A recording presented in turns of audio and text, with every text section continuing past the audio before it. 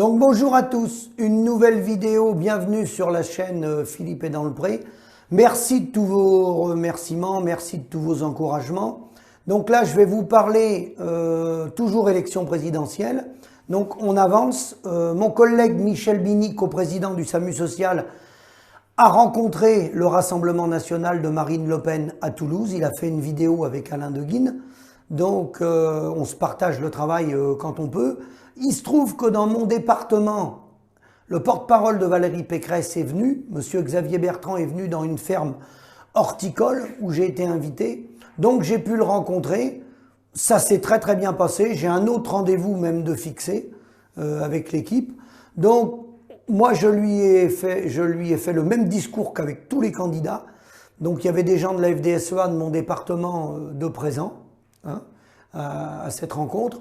Donc principalement, à chaque fois que j'ai fait des rencontres où j'ai vu des syndicats qui étaient présents en même temps que moi, c'était principalement des gens qui parlaient, on va dire, du monde des céréaliers et du problème des pesticides, des glyphosates. C'est principalement le thème qui était abordé. Je résume, mais c'est ça. Donc moi, j'étais le seul éleveur avec Denis Chauveau de mon département qui m'a accompagné au rendez-vous de Xavier Bertrand. Donc on lui a fait passer les messages et on lui a dit où était le problème. Je l'ai résumé comme avec tous les candidats et je vais vous le résumer en fin de vidéo. Donc on lui a fait passer les messages, il est reparti avec ça, il en fera ce qu'il voudra. Je ne suis pas sûr que ça soit dans le programme des Républicains, mais c'est pas grave. On lui a dit ce qu'on voulait lui dire, on a bien passé les messages de la gravité de la situation dans l'élevage. Ensuite, quelques jours après, j'ai rencontré Nicolas Dupont-Aignan. Pareil, même message. Lui a fait une vidéo. Alors, certains candidats font des vidéos avec nous, certains en font pas. Certains les gardent en interne. Avec M. Mélenchon et M. Zemmour, il y a eu des vidéos, mais ils les ont conservées en interne. Ça, c'est pas nous, c'est pas moi qui maîtrise la communication des candidats en interne. Moi, je vous fais mes vidéos avec ma chaîne YouTube, mais ce qu'ils décident de faire, de me filmer ou pas de filmer, ça, j'en ai pas le pouvoir et c'est normal, je les respecte. C'est pour ça que vous verrez des vidéos avec des candidats et pas avec d'autres. N'y voyez rien à travers ça, ni d'intérêt particulier, ni rien. Donc, M. Dupont-Aignan, pareil, ça s'est très bien passé. Et j'ai rencontré le même jour Marc Kusmanovic, qui est un candidat également à la présidentielle, qui travaillait à une époque avec M. Mélenchon et qui a créé un parti dissident et qui est candidat à la présidentielle. Alors, pour résumer l'ensemble des trois candidats, ce qu'il faut retenir, c'est que, bon, ils nous écoutent tous, la solution, on la connaît, on l'a bien sûr, on a des propositions concrètes.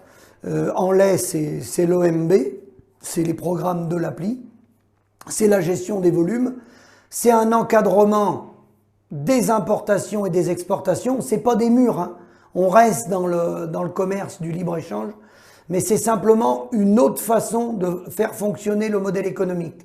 Et la voie qui a déjà été mise en place, qui a déjà été étudiée et qui fonctionne, c'est sur la base de la charte de la Havane, les 53 pays, les non-alignés, qui voulaient suivre ni le modèle communiste que tout le monde connaît, ni le modèle ultralibéral qu'on est en train de vivre actuellement, le modèle américain, le modèle anglais, qui a pris le pas après-guerre puisqu'ils ont enterré la charte de la Havane. Et la charte de la Havane, les 53 pays non alignés, alors ça a eu lieu à la Havane, ça n'a rien à voir avec le gouvernement de Cuba. C'était un modèle d'échange réciproque.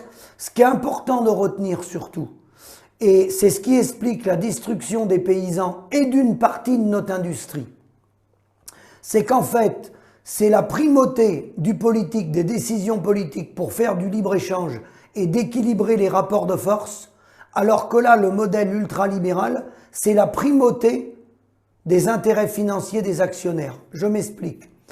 Vous remarquerez que l'Europe ou les grands libéraux, ils veulent détruire le chemin de fer, ils veulent détruire ce qu'il appelle le monopole de la SNCF, ils veulent détruire le monopole d'EDF.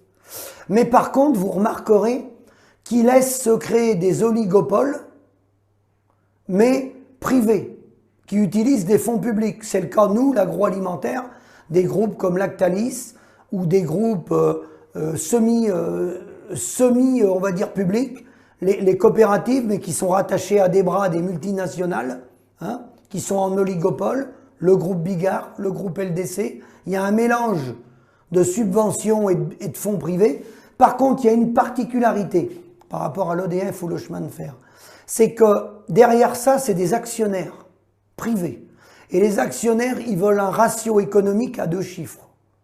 D'où l'intérêt de faire des oligopoles et de mettre en compétition les individus. Alors, soit les paysans, qui sont de la chair à canon, soit les ouvriers des usines, qui sont également de la chair à canon, qui vont passer leur vie au SMIC.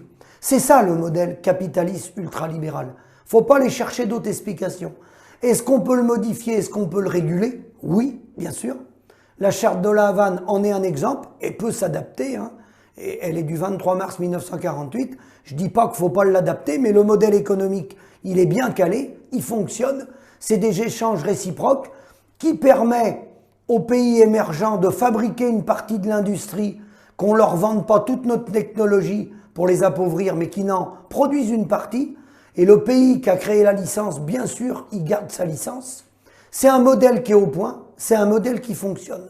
Simplement, les gens qui sont à la tête de l'économie mondiale ou européenne, les gens qui ont la main sur la finance, en veulent surtout pas. Parce que le ratio de répartition des richesses, il est plus du tout le même. Au lieu de se répartir les richesses sur un petit nombre, là, ça va répartir la richesse sur un plus grand nombre, ça va élever le niveau de vie des gens pauvres et surtout et également des classes moyennes. Et voilà, donc le pouvoir, il a été perdu. Donc on a passé ces messages-là. Monsieur Dupont-Aignan m'a confirmé ce que je lui ai dit. Tout n'est pas dit dans la vidéo, bien entendu. Mais il m'a confirmé qu'un économiste avait déjà alerté il y a très longtemps les chefs d'État en disant que l'économie ultralibérale telle qu'on la connaît, sans gestion des frontières, sans panneaux de sécurité, sans limitation de vitesse, allait créer des grands déséquilibres et allait accentuer la pauvreté. Et que les riches des pays pauvres allaient venir à égalité des riches des pays riches, et les pauvres des pays riches allaient se rapprocher du niveau des pauvres des pays pauvres. Ben oui, bien sûr, parce que de toute façon, la richesse produite, le produit intérieur brut produit par un pays, c'est un gâteau. Donc le gâteau, soit il y en a 2 qui le mangent, soit il est réparti sur les 67 ou 68 millions d'habitants qu'on est en France. Et ça, la démonstration, vous l'avez, parce que plus il y a de déséquilibre dans une société, plus vous avez un écart entre le revenu moyen et le revenu médian. Le revenu moyen, c'est le revenu moyen de tous les salaires sur les 53 millions d'adultes en France. Il est autour de 2 520 €, le salaire moyen. Donc ça prend les gens qui gagnent beaucoup et ceux qui gagnent rien. 11 millions de Français gagnent 720 € et moins. Je vous le rappelle, 11 millions de Français gagnent 11 500 000 même, gagnent 720 € et moins. Il y a des retraités là-dedans. Et donc les 2 520 € de revenu moyen, si vous le comparez au revenu médian, qui est quelque chose de très parlant dans les statistiques de l'INSEE, où on prend les 50% des revenus inférieurs et les 50% des revenus supérieurs, on est à 1780. Donc plus l'écart est grand entre le salaire médian et le salaire moyen, plus ça veut dire que le modèle économique du pays, il crée des inégalités.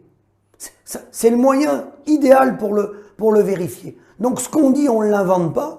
C'est les chiffres de l'INSEE. Nous, en agricole, c'est les chiffres de la MSA. Donc des solutions, est-ce qu'il y en a? Bien sûr que oui. Bien sûr que oui. Il faut changer le modèle économique. Et c'est des décisions politiques. Alors bien sûr qu'au niveau agricole, moi j'ai tablé là-dessus. On n'a pas beaucoup de temps quand on voit les hommes politiques. Monsieur Kuzmanovic, il m'a enregistré, ça va partir sur les réseaux. Certains auront la chance de le voir. Il va diffuser ça sur les réseaux. Plusieurs montages, parce qu'il m'a enregistré plus d'1 heure. Et avec Monsieur Dupont-Aignan, ça a été un peu plus court, mais on est à même de se revoir. Et on a surtout bien échangé. On a échangé nos numéros et nos contacts, ainsi qu'avec Xavier Bertrand. Donc moi, je passe le même message à tous les candidats. Le SAMU social agricole, il est indépendant. Nous, on ne va pas appeler à voter ni à gauche ni à droite. Nous, on va pour les alerter qu'il y a 2 paysans qui se donnent la mort par jour. Et c'est principalement des éleveurs. Et s'ils se donnent la mort, c'est que le modèle économique, il ne fonctionne pas. S'il fonctionnait, il ne se donnerait pas la mort. C'est bien le modèle économique. Hein, c'est pas le reste. Donc il ne faut pas tourner autour de la question. Le problème, c'est des décisions politiques. Et malheureusement, le syndicat est en cogestion, le syndicat FNSEA-JA est depuis 40 ans en cogestion avec un modèle économique qui certes l'enrichit lui, enrichit quelques individus, mais détruit les paysans. Donc là, on est quand même dans de la non-assistance à éleveurs en danger. Et des solutions, il y en a. J'espère que certains vont se réveiller, car si personne ne se réveille, eh bien on a perdu l'arme industrielle, la France, et on va perdre l'arme alimentaire, l'agriculture. Voilà. Donc dans les prochaines semaines, normalement, on doit voir M. Jadot et Jean Lassalle, et on doit voir, je pense, après, l'équipe de M. Macron lorsqu'il sera candidat. Et puis après, il va nous rester encore quelques candidats si on peut les faire. Si on a le temps de tout faire, suivant les déplacements et les kilomètres, on préfère quand ils viennent dans nos départements, dans les exploitations, c'est plus pratique pour nous que d'aller sur Paris. Mais bon, on s'adapte en fonction des exigences des uns et des autres. Donc je vous remercie, n'hésitez pas à mettre des commentaires et ne soyez pas surpris s'il y a des vidéos avec certains candidats et pas avec d'autres. On les a bien tous rencontrés, simplement certains acceptent de faire des vidéos, d'autres n'acceptent pas, ou les font en interne et après ils les gardent pour eux. Voilà. Merci et à bientôt. N'hésitez pas à faire des remarques si vous souhaitez que je fasse des vidéos sur d'autres thèmes.